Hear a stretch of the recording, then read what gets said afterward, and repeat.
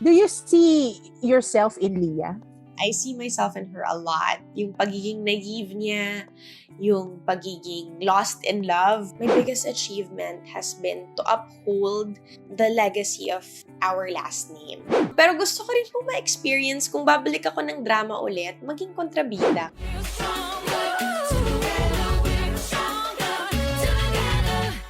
Our guest for today is Filipina-Australian actress Jasmine Curtis-Smith, who stars as Leah in The World Between Us.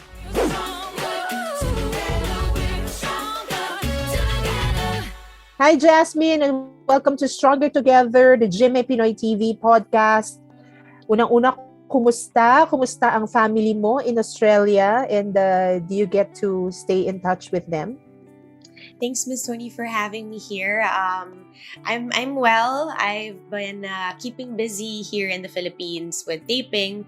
Thankfully, this year mas madaming work kasi ibig sabihin I don't have to think too often about yung pagiging, alone ko dito sa Pilipinas and being far from family. My family naman sa Australia, my mom and my brother and yung mga pinsan ko at mga tita, alam ko parang kakalift pa lang ng super strict, hard, granular lockdown nila doon na I think it's been 20 months also since their border has been closed internationally. So, grabe ang tagal ng opportunity for me to even look forward to trying na magkaroon ng bakasyon doon po. So I'm hoping this coming holidays baka I have a bit of a chance, no? Makita na sila after more than a year. I think it's almost 2 years na rin since I last saw my mom. So yeah. Pero bago yung lockdown ba, Jasmine, do you get to go home? I mean, do you get to see them often? Actually po, right before tayo nag-lockdown dito sa Philippines, first week ng March, bumisita po ako sa Australia kasi doon nanganak si ate. And then, I was supposed to be there for 2 or 3 days. Kaso, because naghahabol po kami sa taping because we were afraid na abutan po kami ng lockdown, umuwi na po ako agad. And then, around about that time, I think meron na tayong mga border restrictions dito sa Pilipinas. Kaso lang, hindi pa aware yung Australia. So, they were trying to route me na makauwi through Beijing. So, kung dumaan po ako doon, baka na-stuck ako doon at hindi ako nakauwi para tapusin yung Descendants of the Sun at that time. So, medyo, na lang, very thin line yung chances ko na makauwi to the Philippines before natin mag-lockdown from Australia. And that was the last time na po. That was March 2020. So, what happened, Jasmine, pala? Nakakuha ka naman, no, ng direct flight? Thankfully po, there was this very, very helpful woman dumaan po ako ng Indonesia, kung saan pa po sila. Medyo nagbabantay na po sila sa mga contact tracing, pero hindi pa naman sila strict with our borders, Philippines to Indonesia. So, nakauwi ako, thank God, at natapos ko yung Descendants. Oo, buti na lang, Kwentuhan mo naman kami, no? I mean, what was your childhood like? Kasi, di ba, lumaki ka, you were born here in the Philippines, pero lumaki ka sa Australia. Actually, it's very confusing. I was born in Australia. At 2 years old, umuwi po ako dito. And then, I spent my grade school years dito sa Philippines. So, very much ingrained sa akin yung batang Pilipina na talagang naglalaro sa kalsada ng mga mga piko, mga cops and robbers. Wow, naabutan mo pala yun, yung maglaro sa kalye, Yes po talaga. And then it was in 2005 when I was 11. Lumipat po ako ng Australia with my mom and my brother. Tapos tinuloy ko na po yung high school doon. And doon na po ako nagtapos hanggang year 12. So it was very alienating nung una kong lipat sa Australia kasi nasanay po ako sa culture natin dito. Yung mannerisms ng mga estudyante, paano sila makitungo sa mga teachers and I guess elders din dito sa Philippines, iba din po tayo, no? And so when I went over to Australia, things were a bit more relaxed, people were a bit more casual sa isa't isa. Medyo nagulat po ako, talagang may culture shock at first, even if I'm half Australian. Dahil nga po laking Pinas ako till I was 11, yung ano ko po talaga yung puso with all my morals and my values is very ingrained po yung pagka-Filipina sa akin. So when I moved over there, parang nahiya ako magdala ng baon ng kanin, ng adobo, kasi pagbukas kong ganun, amoy na amoy talaga sa loob ng classroom po eh. But eventually, I got confident in teaching po yung mga kaklase ko sa mga natin. Sa school mo ba, ikaw lang ang Asian? I mean, or marami ka ring mga Asian na kaklase or friends? Marami po kaming Asians. We're a good mix of different types of Asians. There's Vietnamese, Chinese definitely, also Indian. You have Sri Lankan also. So we're a good mix of different Asian races. Pero po pagdating sa mga Pinoy, konti po talaga kami doon eh. Siguro nakaswerte po ako in my year level. There were 3 of us. Yung isa po doon, naging close ko. Yung isa naman, yung parang kakilala lang, pero laking Australia na po talaga kasi yung mga Pinay na kabatchmate ko na yon. So, whenever I go over their houses, ang mas kausap ko po yung mga, nila, mommy. Siyempre, yung pakikipag-usap sa mga elders, no, na Pinoy. At saka natutuwa po sila na marunong po ako mag-Tagalog. Kasi they're like, wow, you don't look Pinay, pero here you are, na mas matatas pa mag-Tagalog kesa sa mga anak po nila kasi laki nga pong Australia. At saka yung values, no? Kasi sabi mo nga, no? So kung 11 ka nun, at least yung mga core values, kumbaga, ng Filipino values, medyo na-instill sa'yo at nadala mo talaga, no? At nadala mo siya hanggang pagpunta mo sa Australia. Opo, Miss Tony, definitely. And I'm very thankful kasi it's very useful din na ito pong bumalik ako dito, na nandito na rin ako nagtatrabaho. It's one thing na maging exposed ka sa mas Caucasian culture, or mas multicultural din naman po ang Australia. Pero iba din kasi pagka nakihalubilo ka sa mga kapwa Pinoy, 'di ba? Syempre, I wanna make sure I still am respecting everyone in our culture.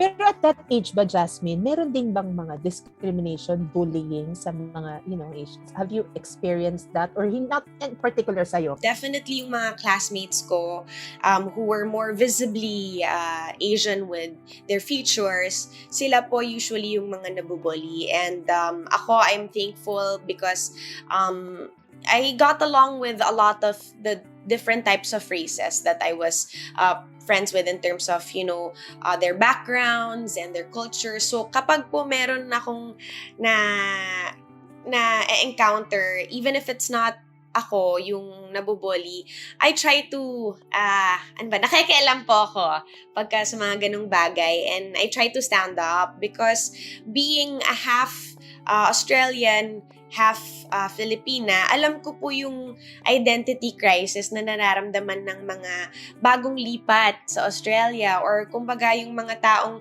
lumaki naman sa Australia pero magugulat yung mga other Australians na how are you Australian when you look Asian, and it's difficult din naman po kasi, I mean, at this age, now I know na siguro those teenagers na mga kabatchmates ko po noon, siguro hindi rin nila naiintindihan na pwede pala yun, pwede palang may mga immigrant families lumipat dito, and then they get brought up in the Australian culture. So I stand up for them po because I think it's also a way to educate yung mga bullies.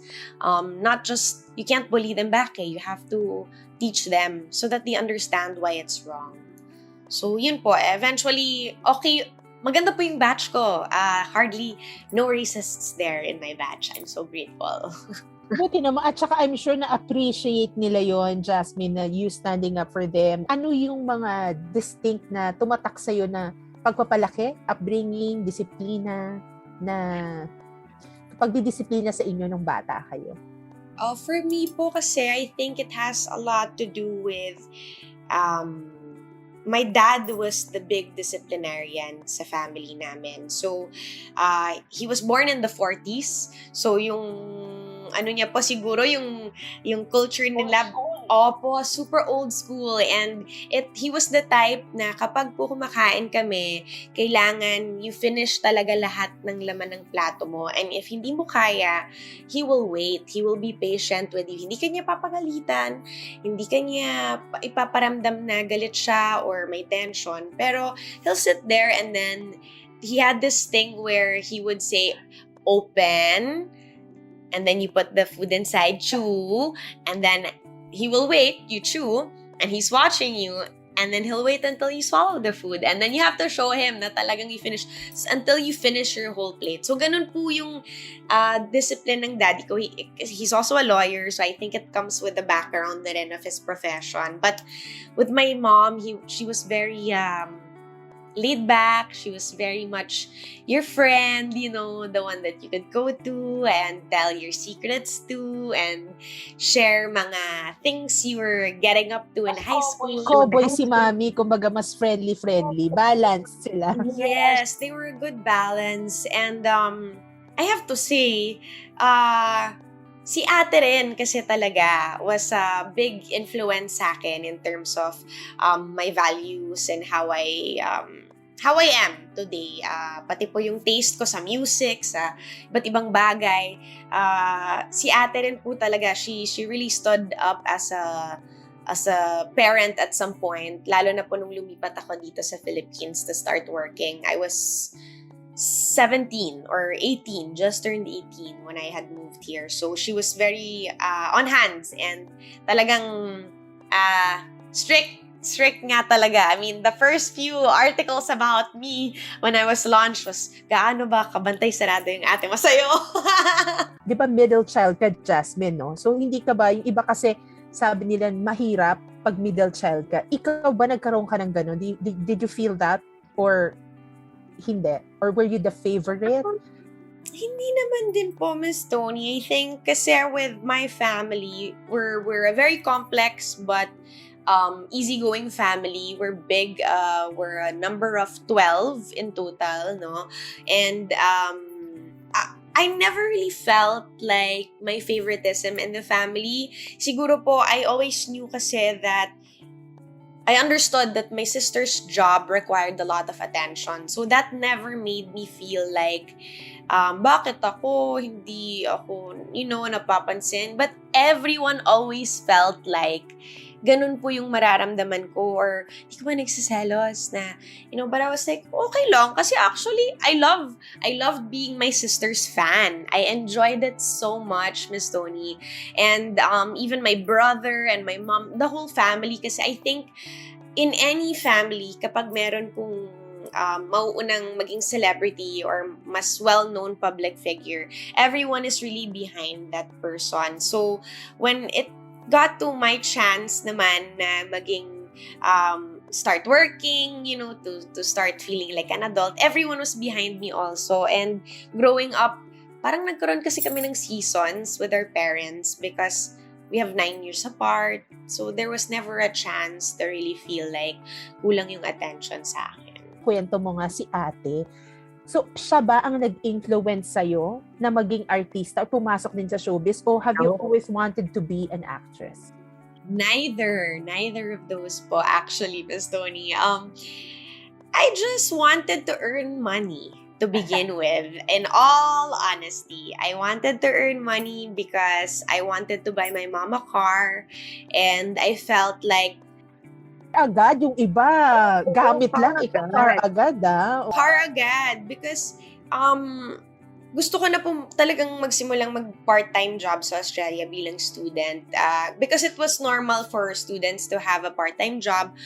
So, when I was about to look into applying, dahil po napapadalas akong umuwi sa ate ko po for Christmas para siya yung may kasama pag Pasko, lagi po akong nakikita sa show niya noon. And then, from there on, I got an offer from a TV network. And then I said, how much? And then I found out how much. And I said, really? Ako? Next thing you know, I had a contract, and I was starting to earn, and then I started doing films. And it was then that I really, really fell in love with acting, and I realized ano talaga yung power of acting and para saan siya dapat gamitin. It's a trabaho, yes, opo, tama naman, and paraan ng pagkakakitaan po talaga siya. Pero at the same time, yung mas malalim na pag-intindi ng trabaho, ng purpose, yun po. That's when I fell in love with it. Kumbaga nag-start siya as a racket, no? As a way to earn, pero and then nag-build up siya into a craft na talagang pinaghusayan mo and talagang pinag-aralan.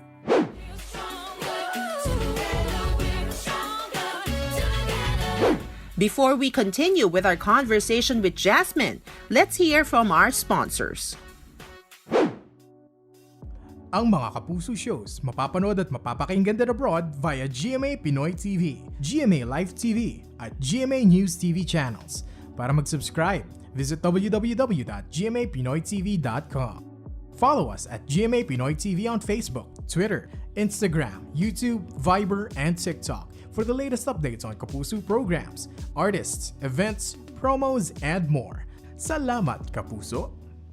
The past 2 years had been the time we spent making, baking, planting, renovating, laughing, adding, and trying. But no matter what life throws at us, there will always be something to lift our spirits and give us sparks of hope. We invite you to tell us your stories with shots and snippets of the things that helped you survive this pandemic. Send your snapshots and stories to pinoyinbox@gmanetwork.com and we'll feature them on our newest inspirational segment, Pockets of Hope, on GMA Pinoy TV.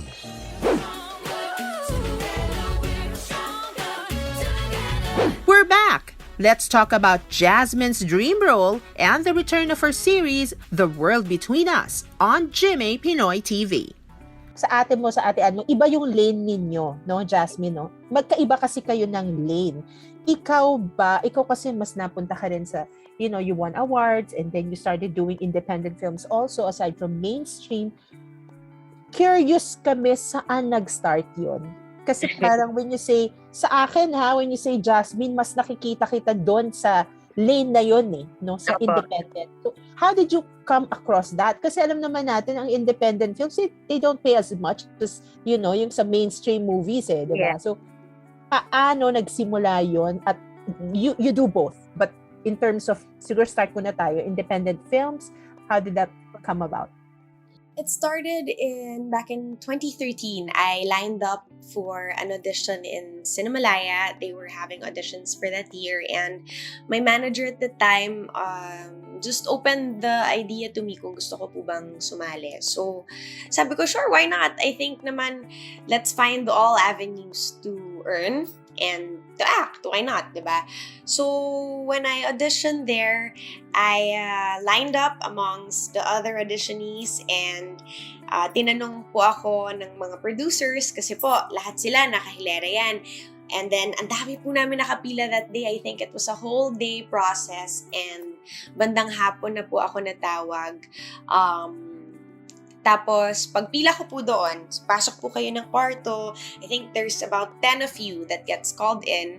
And then they ask you your name, your acting experience, how long, and if you've done the Cinemalaya Film Festival in the past. So, doon po nagsimula and nagulat si Direct Paul Soriano, nagulat po siya that I was there and that I was the sister of my ate and that I was even lining up. And so right after that, it's a screen test lang po muna. Right after the screen test, you walk out and supposedly that's when the producers get your contact details and information. So he was the first one po to come up to me and my manager at the time, and I was shocked and so was he. So we were both in shock, and that was the start of it. He said that he found his Yael for the film that he was producing that year with Direk Hannah Espia. And the film was called Transit. So yun po yung very first kong premiered film, and that was, I'm pretty sure, my first acting award in film. And I won Best Supporting Actress po that year. So, what a shocker. How does it feel yun pag gano'n, Jasmine, na you are lined up with all these actresses na I'm sure some of them or most of them probably have, theater backgrounds or have been acting for a long time. Kumbaga parang ano rin sa'yo yun, kaya nagulat din sila, you didn't use your name, your contacts, kumbaga, di ba? And you lining up there, waiting for your turn, di ba? Among these actors and actresses, ano yung feeling mo? What was going through your mind at the time? I was actually very, very anxious kasi natatakot ako na, syempre, with the privilege of having my last name, baka tignan po ako ng mga ibang nakapila na parang, ay nako, syempre mapipili ka kasi kapatid ka. Opo. So I was very scared to have eyes looking at me and possibly judging me with those thoughts. But at the end of the day, hindi ko naman po alam kung makukuha ako. So I just thought, you know what, let's just get through this day. Tignan lang natin. And I hope na lang I can deliver and I can give justice to what is asked from me. And I wasn't shy to also admit kasi din po na I lacked experience in acting or the training. So that, I think that allowed, very early on, that allowed yung mga producers na, okay, at least alam natin ito yung limits niya and alam natin saan pa siya kailangan ni training or if we need to provide her certain workshops. I just got scared kasi baka po isipin din ng mga film producers na anong ginagawa ng TV actor dito kasi hindi din po ako sure kung paano pa yung culture ng industry at that time here in the Philippines, and I just wanted to make sure na hindi ako, alam niyo po yun, coming off across snobby or yun nga po, using my last name or connections kasi it's the last thing I would want or I'd want people to think of me. Pero yun nga, and syempre, you've proven them naman talaga na you were willing to learn, at saka yun na nga, kita mo naman yung mga awards na nakuha mo, and kumbaga parang naging magandang learning curve din yon for you, di ba? At kumbaga pag-transition mo rin, kumbaga pagbalik mo sa mainstream, ano naman yung na-enjoy mo doon? Kapag bumabalik ka sa mainstream, hindi ba mahirap? Nag-indie ka, tapos mainstream? Kasi I understand, pag independent films, you try to finish, you cover as much in mas konting araw, di ba? So, kailangan talaga parang as much as possible, puro one take siya para matapos lahat. Yes, definitely. But you know what? I'm very thankful na na-experience ko ng mas madalas yung independent films kasi I think naka-prepare yun para sa akin sa mga lock and taping na ginagawa namin ngayon, di ba? Kasi po, Miss Tony, in those times, you would really have to go to a location, spend 10 days there. For example, with Transit, we spent 10 days in Israel. And after ng 10 days na yun, wala na po kayong masushoot sa Pilipinas, wala na kayong pwedeng dayain. And kung meron man, napaka-intricate ng pwede mong gawin kasi mahahalata na yun visually. So, in all of my films, most of them have been locked in. So, when it came to taping, I think ngayong pandemic taping experience, yung pinaka nakakapanibago na lang was yung length ng taping. Kasi po, yun 10 days, 2 weeks, mahaba na po yun for a movie. Pinakamahaba ko na na-lock-in was 30 days, pero Siargao. So, syempre, beach, and not every day naman po yat. So, medyo may luxury pa yon. But with taping kasi po, it's a bit more, it's a longer life. So, even character-wise, you get very attached, much deeper for me, in my experience. Sinabi mo na nga, na-prepare ka noon for lock-in taping. So, ano naman, kumbaga, yung naging expectation mo nung eto na, babalik na kayo ulit sa lock-in taping ng The World Between Us? It was so much fun. It really was.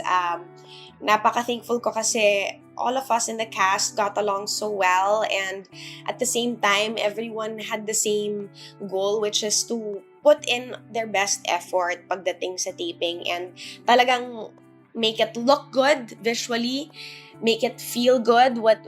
Not good all the time, because sometimes, we make you feel sad and bad, but make sure we hit those spots pagdating sa mga audience. And even po sa amin, kailangan nararamdaman namin yun. So, I was just very grateful kasi this final lock-in, in terms of how we did all of our scenes, so smooth.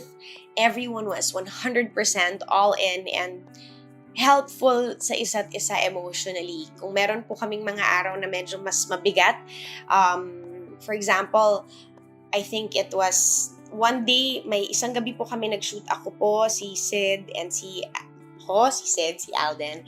And nauna kami ni Sid sa eksena namin na napakabigat, as in physical na medyo hindi magandang physical. So, people were getting hurt and nagkailangan namin mag-decompress kaming dalawa. So, we spoke about it.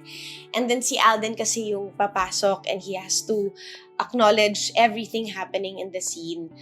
So, after naman nung eksenang yun, si Sid at si Alden ang nag-decompress together. So, there's that type of camaraderie sa amin na tulungan din, hindi nag-iiwanan kahit na, in essence, dapat naman you do your own homework eh. Ikaw magpagpag mag-isa mo kung kailangan mo, diba? So, I'm very grateful. Ganun kagaan po pagdating sa mga heavy scenes. Naging mas madali ba this time around? Kasi nagkatrabaho na kayo. So, kumbaga parang, was it like, just picking up where you left off na, di ba? Nag-break kayo muna for a while, tapos pagbalik parang, kumbaga, nawala na yung first time na awkwardness, no? Right? Yes po, Miss Tony. Correct. Definitely. It's exactly like that. And it's nakaka-miss kasi I feel like if I go back to taping, feeling ko yun pa rin yung babalikan ko.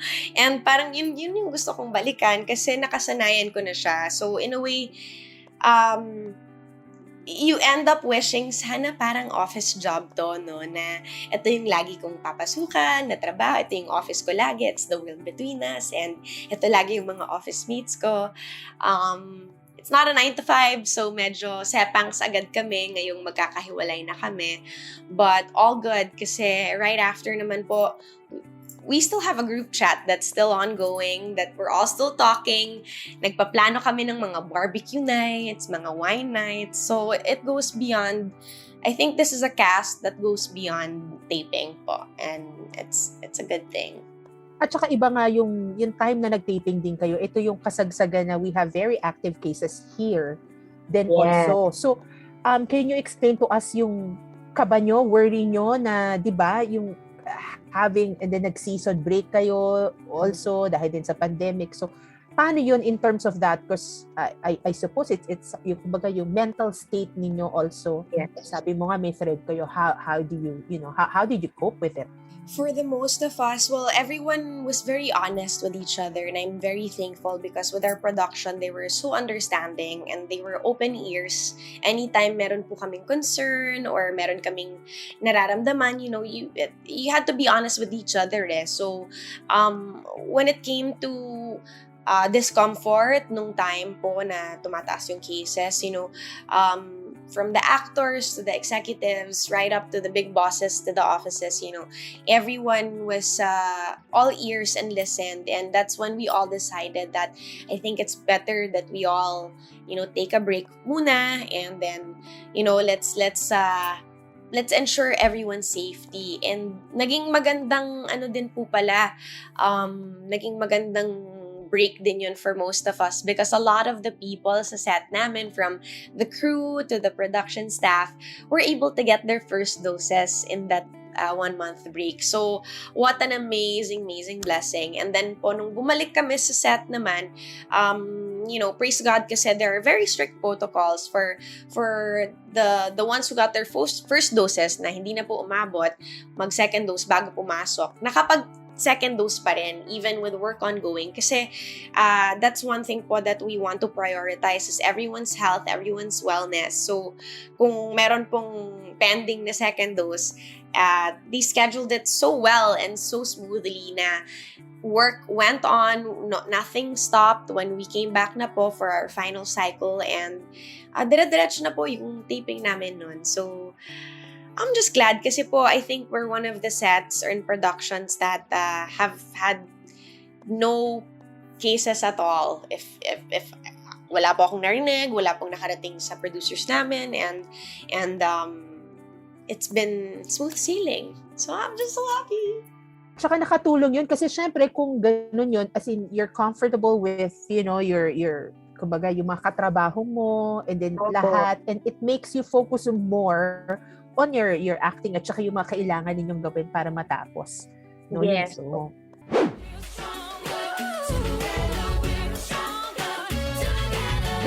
before we continue with our conversation with Jasmine, let's hear from our sponsors.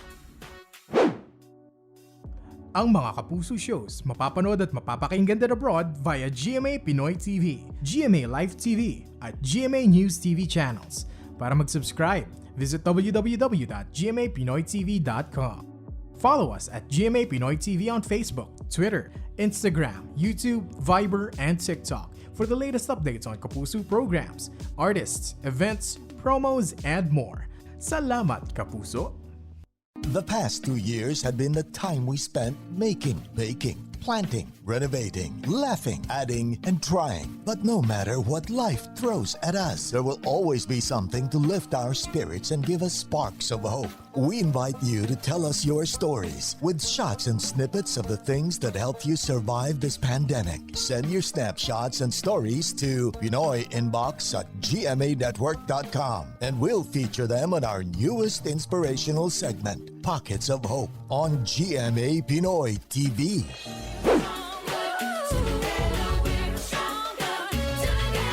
We're back! Let's talk about Jasmine's dream role and the return of her series, The World Between Us, on GMA Pinoy TV. so ano naman ang aabangan nila ngayon dito sa The World Between Us? The return of The World Between Us. Well, ano ba? There's so much. There's really so much. Kung saan namin kayo iniwan noon, akala nyo that was dramatic na, akala nyo that was painful na. I think this time when we return, we will hurt you a little bit more. We will make it a little bit more painful for you Bigat guys. naman yun. You know, yung pag-retract at pagbalik ni Louie at ni Leah sa isa't isa, medyo matatagalan ulit ang kanilang reunion, but I think it will be so worth it for our viewers, especially those who have been tweeting and tagging me, asking for certain scenes. Sana ganito yung ending. Nakakatuwa yun pag gano'n, pag sila. Kasi I think you can get ideas also kung ano yung gusto ng mga fans ninyo, di ba? At engage sila. So that's really a nice thing to have, no? Is alam mong inaabangan nila. Opo. So I hope they watch out for more drama, more heart-wrenching scenes, but definitely more love pa rin yan. Do you see yourself in Leah? Oh yes, I see myself in her a lot. Yung pagiging naive niya, yung pagiging lost in love all the time. But also yung minsan yung parang, I know I made a mistake, so I'll just be quiet and let you guys lead. And I'll just be the kawawa girl here. Yung may ganun po din akong feeling minsan. Pero, I'd like to think that I'm a little bit stronger than Leah and that I have fought my battles much, much earlier than her. So, medyo late bloomer yata si Leah sa maturity niya eh. Naku, I'm sure, no? Aabangan yan ng mga kapuso natin, and of course, no, yung ating mga kapuso abroad. No, I hope so. Eto naman, Jasmine, what's next for Jasmine? Oh, what's next for me? Well, after The World Between Us, there's a film in line that we will start production for that next year pa. But for the meantime, we will be dabbling in some hosting soon. And then at the same time, also, may guesting din kami in another show here in GMA. But I'm not yet allowed to say kung saan yung guesting eh. Pero pasabog din yung guesting na yun. Nako, sige. Aabangan yan, syempre. Eto, Jasmine, more than the awards, what is your biggest achievement as an actress? I believe, as an actress, my biggest achievement has been to uphold the legacy of our last name. Kasi I am second in line in the entertainment industry as a Curtis-Smith. So, I think po, it's always a big pressure to make sure that the one who follows after kung sino man pong nauna, mabibigyan ng hustisya yung craft, yung industriya, and yung mga taong nakakatrabaho niya. So, I think that's my biggest achievement kasi naging extra trustworthy and mas nadagdagan pa po kahit konti lang naman, no? I feel I added a bit more value to the Curtis-Smith name. So, I'm very grateful that the Lord has blessed me with that and has guided me to achieve that. But other than the Lord and other than my managers and everyone else in the networks that I've worked in, I really thank my sister kasi she's the one who gave me this type of success. I wouldn't have reached it this easily and this fast without her help, her guidance. And yeah, I feel that's my biggest success. You talked about your sister, no? And syempre siya yung talagang, I'm sure, number one fan mo and supporter and critic also. Nagkaroon din ba kayo ng competition? Was there a competition or ano ba siya? More on, si ate ba ay more on stage sister na She's a stage sister po talaga, Miss Tony. As in, there was never room for competition between us. If anything nga po, we would always want to be, put together in a project like commercials, wala pa kaming big project together. She just cameoed in a film I did, but we never really felt like we were pitted against each other. Siguro din po with the 9-year age gap, people already saw na malayo yung pagkakaiba namin sa isa't isa. So, kahit pa gustuhin mo mang ikumpara kami, parang sa sobrang magkaiba yung comparison is, magkaiba talaga sila. Hindi diba? You're not comparing two shades of pink eh. It's like you're comparing one is pink, one is orange. So, yun po yung feeling ko pagdating sa aming dalawa. Talagang magkaiba at magkaiba rin syempre yung pati yung linya ninyo, 'di ba? I mean, it's different. And even your fans also, syempre magkaiba 'yan. Sino yung parang influences mo or yung mga artists that you look up to, whether local or, artists abroad? Locally, I really, and this is not just because bagong lipat lang siya sa Kapuso Network, but really, really honestly, I always looked up to Bea Alonso and, kasi bukod po sa ate ko, syempre, I had to look for other artists or role models in this industry. And hindi lang sa mga nagawa nilang projects or acting projects, but also the way they upheld themselves in the industry. So there's Bea Alonso. I've always admired Solen also. I mean, a lot of them are close circles din ni ate. Pero when it comes to the male, I feel I've always definitely looked up to Ding Dong Dantes kasi bukod sa when I was much younger, halubilo ko na siya because naka-work siya ni ate before in GMA. I also always felt like he has this yung arrive na I won't say for lack of a better word, parang commands some type of respect and some type of And he has been in the business for so long din si Ding. Kumbaga Yes. naabutan din niya, nag-start siya na bata pa and then hanggang sa nag-mature na siya. So, you know, he kind of went through the, alam mo yun, yung stages pa Yes po. from Exactly po, teens Miss to Tony. yung mga level, no, na Yes po. nadaanan ni Yes. Dong. Yeah. Yeah. it's those artists, definitely.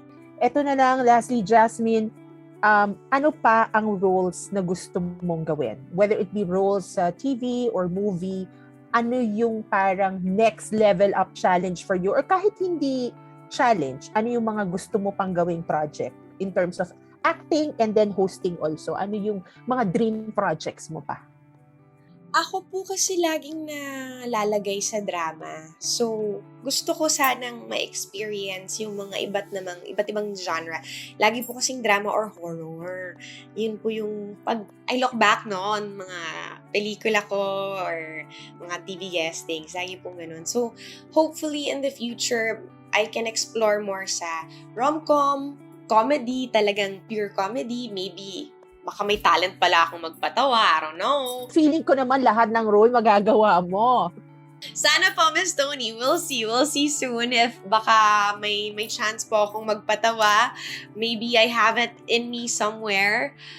Pero gusto ko rin po ma-experience kung babalik ako ng drama ulit, maging kontrabida. Kasi I feel I've always been the damsel in distress or yung palaban for the weak one. So I wanna know kung paano naman po kaya yung pakiramdam ng pagiging kontrabida. We will look forward to that and definitely malapit na yan for sure. And we will be rooting for you at syempre aabangan namin ang iyong mga susunod na project. Thank you so much, Miss Tony. Thank you. Salamat, Jasmine, for spending your time with us. And again, good luck sa inyo and aabangan namin ang The World Between Us. Thank you so much. And hello to our Kapuso abroad. Abangan niyo po ang The World Between Us. Stronger Together, the GMA Pinoy TV podcast, is an original production of GMA International. This episode is produced by Gerald Vista and edited by Anton Taginod.